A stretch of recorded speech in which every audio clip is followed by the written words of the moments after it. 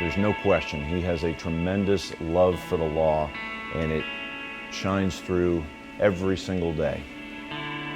That's one of the wonderful things about growing up with him, watching his love for the law, his passion for the work. It's an unusual quality in a lawyer to give that kind of devotion to his work, I think. He and I met while we were both serving in the United States Marine Corps at Camp Lejeune.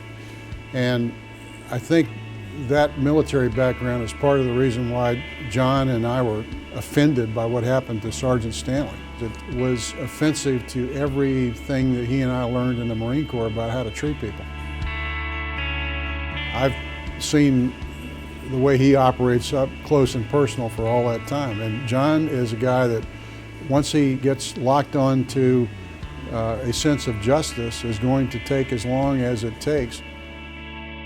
To give you some perspective of how long the case took, when Dad first took it on, I was a young toddler of 3 years old, and by the time he finished the case up, I was just about to graduate from law school, so I literally grew up with this case and watching it. Sergeant Stanley was given LSD in massive dosages without his knowledge by members of the government.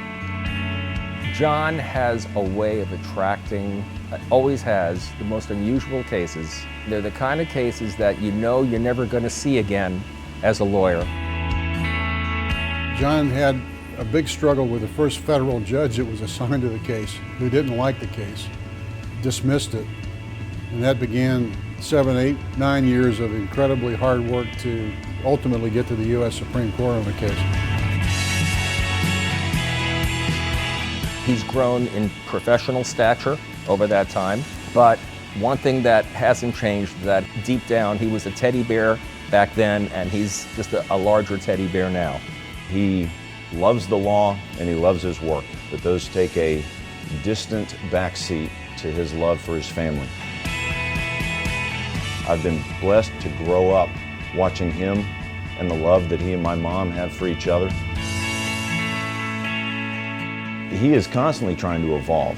It still has the enthusiasm of a young lawyer. He lives a balanced life, and I admire that a lot. Once he gets locked on to a sense of justice is going to take as long as it takes to seek and to satisfy justice, even if it takes 30 years.